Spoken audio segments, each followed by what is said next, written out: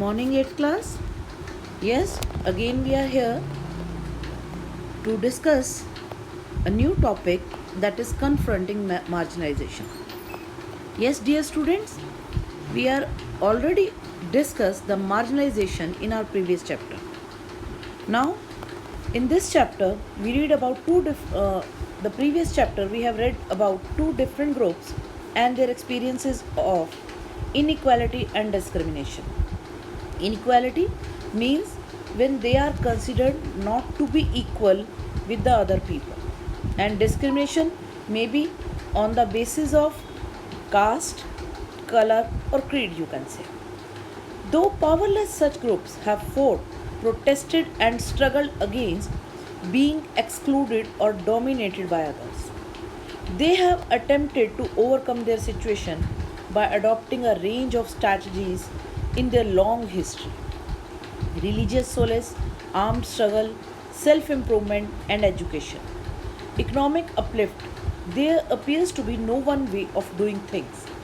In all cases, the choice of struggle has depended on the circumstances that the marginalized find themselves in. So, बच्चे, many groups are there in India, those who have fought for their rights. Maybe they are on the caste basis groups, you can say the gender basis groups. Many of them, they have struggled a lot to get their rights, or you can say to get the equal rights. So in this chapter we will read about some of the ways in which groups and individuals challenge existing inequalities as Adivasis, Dalits, Muslims, women, and other marginalized groups. Bache, in this, the Muslims and women, they are also considered. They are also marginalized groups. Means the marginalized groups means the groups those who are less in number in comparison to the groups those who are more in number. So while living in a democratic, all are having a right of equality. So for this struggle of equality, the many of the marginalized groups, they have put their all of their efforts to get the equality in this era. So many among them look up the constitution to address their concerns. In this chapter, we will see why the Constitution of India is something that marginalized groups invoke in the course of their struggle. As part of this, we will look at how rights are translated into laws to protect groups from continued exploitation, and we will also look at the government efforts to formulate policies to promote the access of these groups to development. In this chapter, we are also going to study the efforts of the government and the constitution to make these groups in front of the other groups and to make them realize that they are equal. Means to provide them equal rights. They are just putting some of the extra efforts on these groups so they may consider themselves equal to the other ones. Invoking fundamental rights. The Constitution, as you have learnt in the first chapter of this book, lays down the principles that make our society and polity democratic. Yes, dear students, as we know, the Constitution is a rule book of India. Our Constitution is the longest written constitution in the world. So, in our Constitution, as we know, some of the fundamental rights and duties are assigned to the citizen of a country, of the country, India. So, in these rights, one major right is there, that is the equality. So, when we are living in a democratic country, everybody has the equal rights and the equal fundamental rights and duties. So they are defined in, and though the list of fundamental rights, they are an important part of the constitution. Or you can say these are the soul of our constitution. Atma bolte हैं ना जैसे, soul. The soul of our constitution is the fundamental rights. These rights are available to all Indians equally, because under the Britishers, Means when we were under the colonial rule, we have suffered a lot. Many of the classes, they have suffered a lot under the British rule. So that's why when the Indian government or the Indian leaders, they try to frame the constitution, so they put all their efforts to make all the people equal in the country. As far as the marginalized are concerned, they have drawn on these rights in two ways. First, by insisting on their fundamental rights, they have forced the government to recognize the injustice done to them. Secondly, they have insisted that the government enforce these laws. In some instances, the struggles of the marginalized have influenced the government to frame new laws in keeping with the spirit of the fundamental rights. Means they force the government to know the injustice done to them, because in the earlier times the upper caste people, they have ill treated the lower caste people. They have the lower caste people have not given any of the equal rights in comparison to the upper caste people. Secondly, as the injustices were told to the government, were in front of the government, so some of the special influences were given to them by making new laws, just to keep these things in the mind, that they have to put all the people equal on one, you can say, on one space.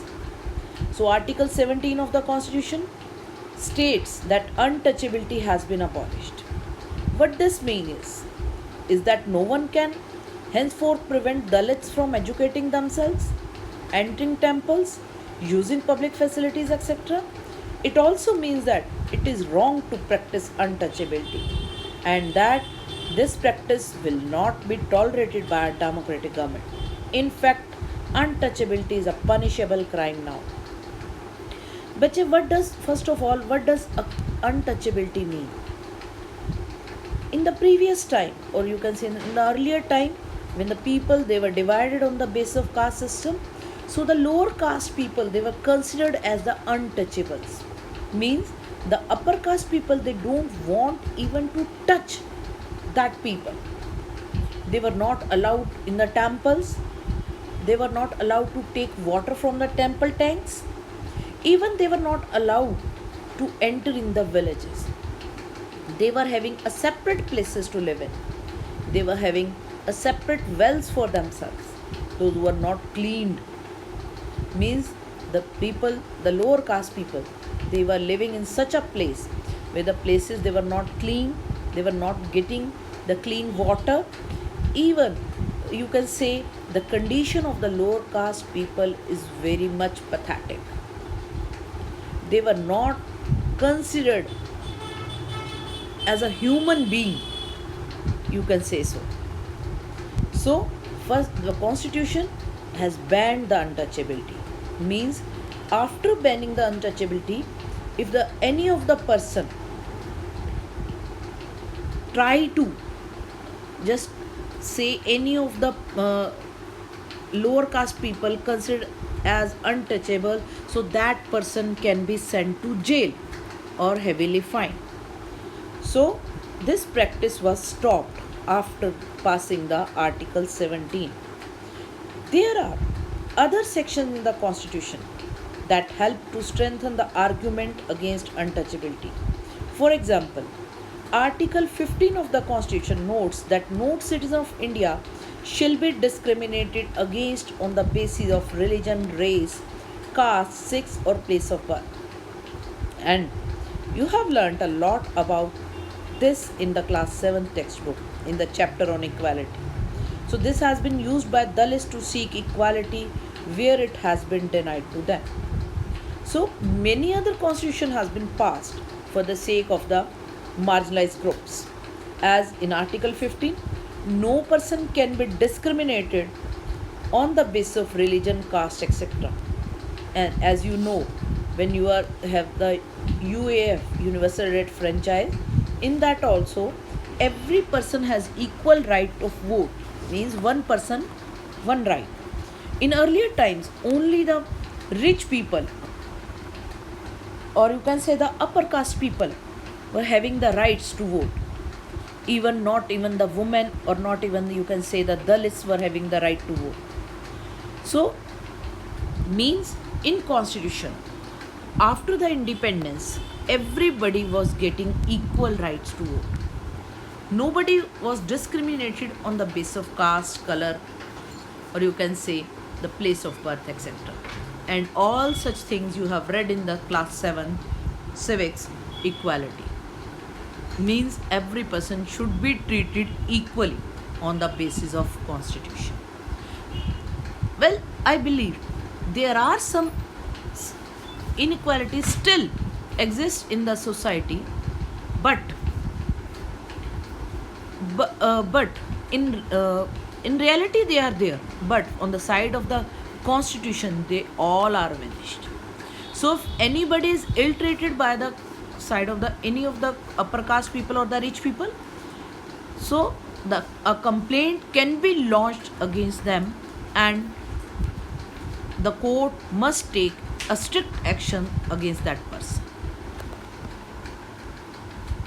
So therefore, Dalits can invoke or draw on a fundamental right in situation where they feel that they have been treated badly by some individual or community, or even by the government. As I've told you, they have drawn the attention to the government of India of the constitution, demanding that the government abide by it and do justice to them. Likewise, other minority groups have drawn on the fundamental rights of section of our constitution. They have particularly drawn upon the right to freedom of religion and cultural and education rights. Means when they put the demands in front of the government, so the government have to plan accordingly. So they have given the right of religion, cultural and education rights. In the earlier time, the lower caste people were not allowed to study, even under the British rule also. Many of the regional groups, those who have made the universities or the colleges, so they don't allow the lower caste people to enter in that. Even the people, they were not ready to sit with the lower caste people. So such condition of the lower caste people was there. So in case of the culture and education right, distinct culture and religious groups like the Muslims and Parsis have the right to be the guardians of the content of their culture, as well as the right to make decisions on how best this content is to be preserved. Means those who belong to the marginalized groups and belongs to a different religion, so constitution has given them the right to preserve their culture and rights. So for this they have the right to give their regional education to their kids in the preservance of their religion. Thus, by granting different forms of cultural rights, the constitution tries to ensure cultural justice to such groups. The constitution does this so that the culture of these groups is not dominated nor wiped out by the culture of the majority community. Means the constitution, the constitution is providing these rights to the marginalized groups, so they also prevent the majority groups to dominate on the marginalized groups. Means they just try to wipe up, they try to vanish the culture or the domination of the majority groups. Means earlier, as the majority groups, they were only dominated in the society, and only their religion was followed properly. But after the interference of the constitution, now nobody can interfere in any of the religious matter of the minority group. Is it okay, bache? So that is all for the day, and rest of the things we will discuss tomorrow.